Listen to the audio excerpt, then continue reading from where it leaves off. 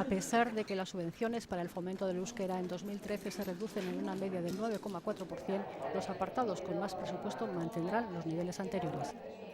Así, las ayudas a la euskaldunización de adultos cuenta con más de 31 millones de euros y el de medios de comunicación en euskera se acerca a casi los 5 millones.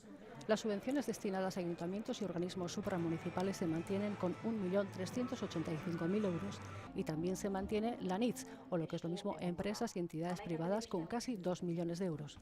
La reducción se ha aplicado a dos apartados, Euskalgintza o asociaciones privadas, estas contarán con casi 1 millón de euros, y las empresas que tienen presencia en Internet. Estas cuentan con 807.500 euros de subvención. Las ayudas de este año tienen una novedad. Vamos a recuperar las ayudas individuales para los alumnos de euskera de los euskaltegis, habilitando 700.000 euros, donde el año pasado había en este concepto cero.